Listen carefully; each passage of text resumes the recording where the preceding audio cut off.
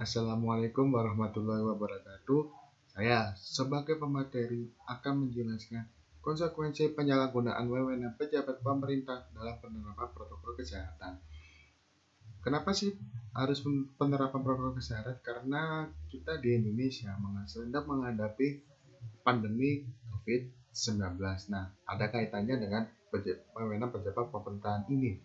Nah, di sini saya diberikan amanat untuk menjelaskan konsekuensi penyalahgunaan wewenang pejabat pemerintah dalam penerapan protokol kesehatan COVID-19, yaitu tugas administrasi negara yang diajarkan oleh Bapak Profesor Dr. Sajiono SH MHum.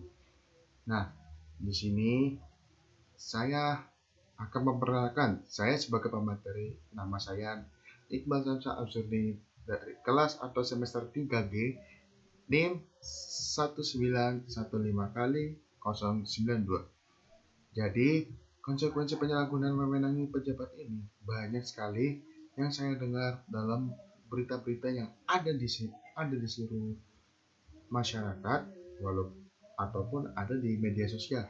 Apa saja konsekuensi penyalahgunaan itu? Atau maksudnya, penyalahgunaan wewenang pejabat pemerintah itu apa saja? Nanti kita akan bahas atau saya akan jelaskan dalam slide selanjutnya. Nah, ada 3 yang akan saya jelaskan, yaitu tentang konsep penyalahgunaan wewenang pejabat, yang kedua ada konsekuensi hukum, yang ketiga apa kaitannya dengan protokol kesehatan. Nah, dari ketiga ini saya akan menjelaskan satu persatu, yaitu yang pertama ada konsep penyalahgunaan wewenang pejabat. Nah, konsep penyalahgunaan wewenang pejabat ini ada beberapa yang akan saya jelaskan menurut saya pahami atau yang saya bisa untuk dijelaskan kepada rekan-rekan semua apa saja. Nah, nanti akan kita kaitkan dengan konsekuensi hukum. Konsekuensi hukum ini nanti akan kita konsekuensi hukum ini akan menjelaskan apa sih konsekuensinya kalau ada pejabat yang melakukan wewenang pejabat atau penyalahgunaan, dan kita kaitkan dengan protokol kesehatan COVID-19 karena kita dalam masa pandemi COVID-19. Oke, yang pertama ada konsep penyalahgunaan wewenang. Yang pertama adalah melanggar aturan tertulis menjadi dasar kewenangan. Melanggar aturan tertulis, namanya juga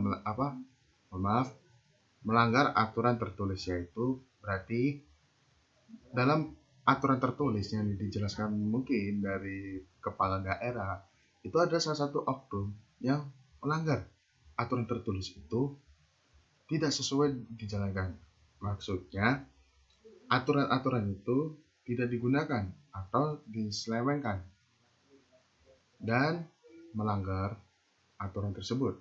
Yang kedua, dan memiliki maksud yang menyimpang walaupun perbuatan sudah selesai dengan peraturan. Yang tiga, ada berpotensi merugikan negara. Itu sudah pasti, berpotensi merugikan negara dan juga masyarakat. Apa sih? Kenapa memang berpotensi? Karena mungkin dari segi masyarakat yang berpenghasilan rendah atau menengah, itu akan merugikan dari situ ekonominya mereka masing-masing. Nah, yang keempat ada détournement de pouvoir atau melampaui batas kekuasaan. Nah, maksudnya melampaui batas kekuasaan, misalnya nih ada suatu pejabat yang melampaui batas kekuasaannya. Misal ada pejabat itu memanipulasi rapid test. Contohnya yang saya ketahui ada di Jawa Timur. Di Jawa Timur ini, dari segi yang saya tahu, di sini ada kesalahan dari nilai input data COVID-19 yang ada di seluruh Jawa Timur. Misal contoh dari Surabaya dari 12 Mei sampai Juni ataupun Juli. Itu yang saya tahu, data COVID-19 itu tidak sesuai dengan data yang ada di Surabaya. Dan data itu dirubah oleh pihak pejabat dari pemerintah Provinsi Jawa Timur. Nah, itulah penyalahgunaan wewenang, karena kita tidak boleh merubah data COVID-19 karena itu sudah melampaui batas kekuasaan. Dan itu pun bisa jadi kalau kita mengetahui atau mengerti, itu bisa jadi terkena Undang-Undang ITE. Undang-Undang ITE itu bisa, ya kita kan tahu kan ya, kita tahu sendiri kalau misal kita melakukan penyebaran data COVID-19 tidak sesuai dengan jumlah yang ada, misal di Surabaya hasilnya sekian, di Jawa Timur tiba-tiba kok berubah hasilnya. Nah, itu bisa jadi terkena Undang-Undang ITE. Nah, yang ITE dan juga manipulasi data itu tadi. Nah, terus yang melampaui batas kekuasaan itu bisa karena, atau bisa contoh yang kedua itu manipulasi rapid test, yang awalnya rapid test itu non reaktif menjadi reaktif. Jadi rapid test ini tidak sesuai jadi ada oknum yang melakukan rapid test tetapi hasilnya itu non reaktif, tiba-tiba jadi reaktif, dan oknum tersebut meminta sejumlah uang. Misal ada di Bandara Soekarno-Hatta contohnya, itu kan setahu saya pelecehan seksual, bisa jadi ya pelecehan seksual, dan hasil rapid testnya non reaktif tapi tiba-tiba juga jadi reaktif, dan diimbau untuk memasuki ruangan tertutup dan meminta 1,5 juta untuk merubah data menjadi non reaktif. Itu sudah melampaui batas kekuasaan. Nah, selanjutnya ada abuse Detroit atau sewenang-wenang. Misalnya sewenang-wenang ini pejabat ini melakukan tidak wajar. Contoh, kita ada yang tidak memakai masker, tetapi pelanggarannya memain fisik, itu tidak wajar sekali. Itu adalah sewenang-wenang. Seharusnya pejabat atau pejabat atau kepolisian tersebut itu tidak boleh melakukan sewenang-wenangnya sendiri. Misal kita tidak memakai masker di jalan dan kita tidak menaati protokol kesehatan di jalan. Nah, tiba-tiba kita diberhentikan di pinggir jalan. Nah, kita di sewenang-wenangnya disuruh main fisik. Nah, itu tidak boleh. Karena sesuai dengan aturan tertulis dalam Perda itu, karena tidak boleh main fisik dan ada tulisannya tidak boleh main fisik. Jadi oknum tersebut itu melakukan sewenang-wenangnya sendiri dan tidak sesuai dengan aturan yang ada tertulis di dalam aturan yang diberikan oleh kepala daerah tersebut. Seperti itu konsep penyalahgunaan wewenang. Jadi masih banyak ya masih banyak sekali konsep penyalahgunaan wewenang pejabat itu. Jadi seperti contohnya tadi manipulasi data rapid test dan juga hasil rapid test yang awalnya non aktif jadi tidak aktif, dan juga satu lagi ada dana dan saya tahu dana bantuan untuk membeli ventilator malah dijadikan uang korupsi. Nah, sekitaran triliun itu uang itu buat untuk beli ventilator, tetapi uang itu hilang karena dibuat korupsi. Nah, itu bisa jadi dari oknum tersebut menyalahgunakan pejabat wewenang karena sudah diberi hak untuk membeli ventilator karena COVID-19 untuk pasien-pasien yang positif COVID tapi digunakan untuk berkorupsi. Itu yang jadi sewenang-wenangnya. Nah, lanjut konsekuensi hukumnya. Jadi kalau misal tadi itu oleh pejabat yang bersangkutan melakukan pelanggaran atau penyalahgunaan wewenang, bisa jadi konsekuensinya adalah 1, teguran lisan. Teguran lisan ini untuk agar pejabat ini untuk tidak mengulangi perbuatan itu lagi. Jadi bisa jadi untuk pejabat ini, misal si A melakukan penyalahgunaan wewenang untuk dana bantuan sosial COVID-19, tapi hasilnya dananya itu tidak cukup atau tidak sesuai dengan hasil, jadi ditegur lisan. Nah, si oknum ini meminta maaf, ditegur lisan, kasih teguran lisan dan meminta maaf, tidak diulangi lagi, itu teguran lisan. Nah, yang kedua ada penundaan pangkat, misal nih pangkatnya udah manajer, nah mau naik direktur, itu tidak bisa karena melakukan penyalahgunaan wewenang pejabat. Dan COVID-19 itu tadi protokol kesehatan, misal nih apa oknum ini melakukan tidak memakai masker atau penyalahgunaan bansos, itu penundaan pangkat bisa terjadi. Yang ketiga, mutasi jabatan. Nah, mutasi jabatan ini jabatannya akan dimutasi.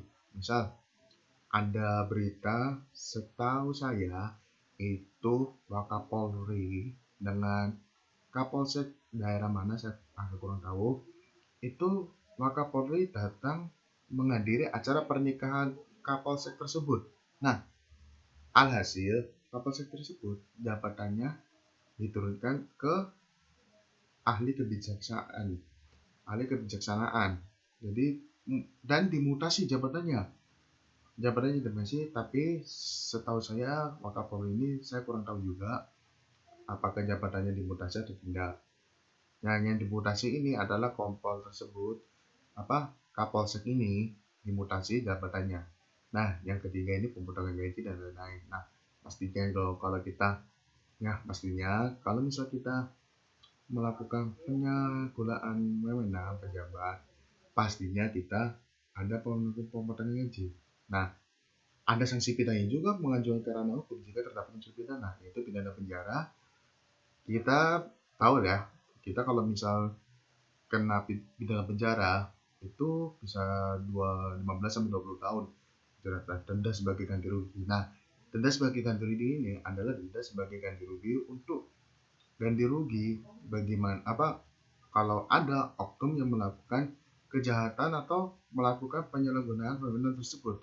Semisal kita melakukan dalam COVID-19 ini melakukan dana bantuan sosial, tapi dana bantuan sosial itu tidak sesuai dengan jumlahnya. Nah, kita bisa melakukan mengasih denda kepada oknum tersebut untuk meminta ganti rugi. Nah, contoh kasus ventilator tadi bisa dimasukkan sebagai sanksi pidana. Pidana penjara juga itu setahu saya 10 sampai atau 15 tahun. Dan denda juga sebagai ganti ruginya dengan ratusan triliun itu. Nah, selanjutnya apa sih kaitan dengan protokol kesehatan? Nah, adapun juga sanksi terhadap masyarakat yang melanggar protokol kesehatan. Sanksinya itu ada sanksi sosial, contoh kerja bakti kebersihan. Nah, ini sudah saya tahu karena sudah saya sering lihat di berita-berita kerja bakti kebersihan. Nah, contohnya waktu itu ada di sekitar Jakarta ya. Jakarta itu kerja bakti kebersihan. Contoh kita membersihkan selokan atau sungai.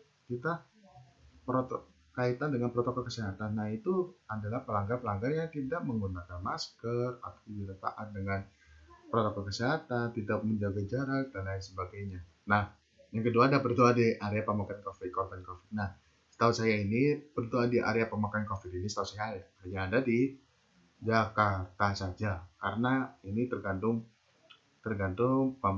aturan pemerintah daerah tersebut ya, karena di Jawa Timur masih belum ada berdoa di area pemakaian korban COVID. Nah, baru ada kayak kalau nggak salah baru ada di Jakarta aja berdoa di area pemakaian COVID. Nah, di sini ini tergantung pemerintah daerah yang membuat aturannya. Ya contohnya aja di Jakarta ini aja cuma berdoa di area pemakaman korban COVID tuh. Nah, juga pasti push up ini sering banget kita melihat ada di mana-mana aja. Contohnya di Surabaya. Terakhir waktu itu saya di daerah Cito Bundaran Waru saya melihat banyak sekali pelanggar protokol kesehatan tidak menggunakan masker atau apapun. Waktu PSBB kemarin masih banyak banget ada yang melakukan push up sama squat jump. Nah, squat jump push up itu sudah termasuk main fisik juga. Itu protokol melanggar protokol kesehatan yang ada di Jawa Timur. Itu setahu saya. Nah, ada sanksi administrasinya. Sanksi administrasinya itu penyitaan KTP. Itu udah dilakukan di Surabaya.